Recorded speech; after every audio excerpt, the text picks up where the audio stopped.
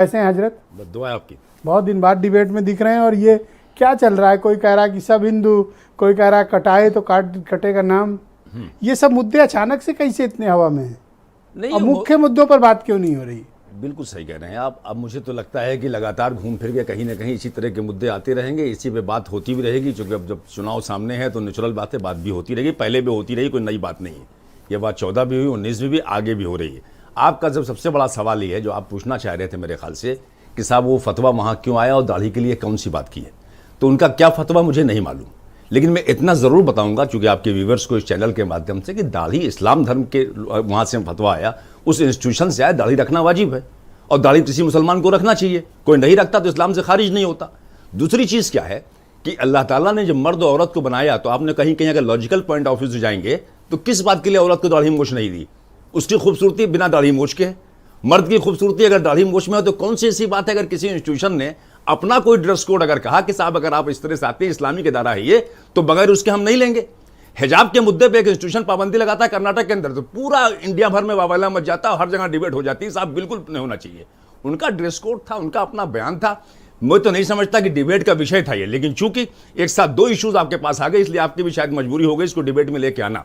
भागवत जी मैं चाहता हूं कि दोनों मसलों पर चर्चा हो जाए ना। ठीक चर्चा है, इससे लोग बच गए। मैं तो कहता हूं हर मुसलमान को डंके की चोट पे बोलना चाहिए कि हाँ वाजिब है, दाढ़ी रखना चाहिए हमको। पता नहीं क्यों दूसरे लोग बच गए इससे। मैं मतीन खान से मुझे शिकायत है, उस पर टॉपिक पे बात करना चाहिए उनको। क्या बुराई है अगर दाढ़ी की बात पे उन्होंने कहा, फतवा दिया, बिल्कुल ठीक है, दाढ़ी वाजिब है, उसकी एक शरई लिमिट है कि कैसे दाढ़ी आपको रखना है, उनको भी पता है, मुझको भी पता है। क्योंकि यहाँ दाढ़ी पे डिबेट नहीं हो रही, इसलिए बहुत ज्यादा मैं उस पर। तो हजरत आप भी तो दाढ़ी कटा रहे हो, फिर आप भी तो। मैंने कहा ना कि दाढ़ी बिल्कुल कटा दूं, तो भी मैं इस्लाम से तो खारिज होता नहीं, लेकिन दाढ़ी वाजिब और सुन्नत है, तमाम अंबिया ने रखी, हमारे नबी ने रखी। पर आपका नाम तो नहीं कटा ना कहीं से इस चक्कर में? जी नहीं, वहाँ कह रहे नाम काट देंगे। मुद्दा ये नहीं है। ऐसा तो है नहीं कि ब्रजेश मिश्रा डिबेट पे नहीं बुलाएंगे आप दाढ़ी। अब आप बताइए, तमाम साधु संत है, वो पद्धति आपको मैं कभी आप लोग को दाढ़ी देख के बुलाता हूँ। साधु की पहचान कहाँ से होती है? तो आप साधु तो नहीं हो जाएंगे ना कि जटाओ दाढ़ी रख लें तो आपको भी साधु कहने लगूंगा। अरे बागेश्वर धाम वाले कौन सा रखे हैं? वो तो एकदम पाणे जी की तरह है। आपको भी मैं कहने लगूंगा मूंछ और ये सब हटाएं। जब जटाओं का श्रृंगार आप करेंगे, उसमें सुई चुभाएंगे आप, तो मैं कहूंगा कितनी प्यारी जटा आपकी है, तो आपके बारे में बात करूंगा।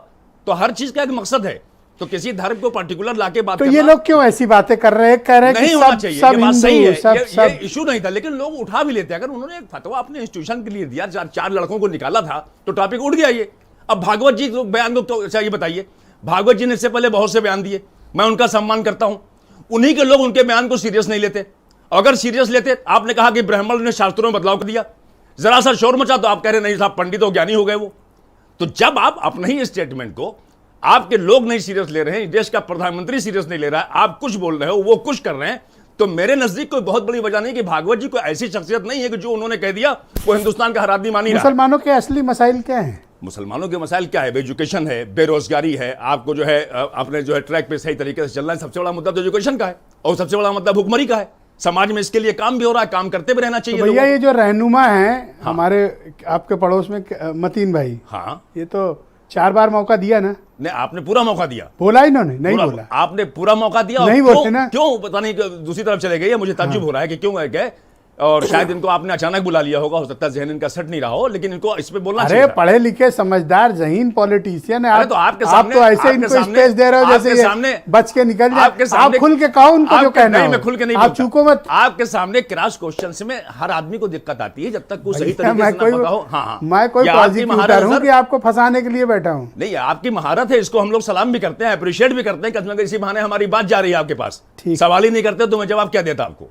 तो कम से कम मैंने बताया कि दाढ़ी क्यों जरूरी है और इस्लाम में इसका कितना अहम अंग है दाढ़ी। और आप इसके लिए लानत भेजते हैं मतीन खान ने जो स्टेटमेंट दिया? नहीं, ये कतई नहीं बोल रहे। मतीन भाई का अपनी व्यू है और उनका एक पॉलिटिकल पार्टी से वो ताल्लुक रखते हैं, तो वो अपना कोई भी व्यू दे सकते हैं, उसके लिए मैं कुछ नहीं कह पाऊंगा। तो ये पांडे जी ने क्यों कहा कि ये सब उधर वाले मिले हुए, नाम नहीं लेना चाहता? देखिए, पांडे जी की भी क्या करेंगे, पांडे जी भी मजबूर है बहुत से। पांडे जी तो खुद अपना स्टैंड नहीं ले पाते हैं। पांडे जी को कहना चाहिए अपने नेता को स्टैंड ले, मुसलमानों के मुद्दों की बात आती है तो बोलना चाहिए, जिसके वोट 95% लेके जाते हैं ये। तो पांडे जी को बहुत कुछ सीखने की जरूरत है, पांडे जी को भी सीखने की जरूरत है। नुपुर शर्मा का मामला आता है, 350 FIR हो जाती है, इनकी पार्टी एक कॉल नहीं करती कि अगर जो है मुसलमानों के साथ ज्यादती नहीं हुई तो सारे समाजवादी एक हो जाएंगे।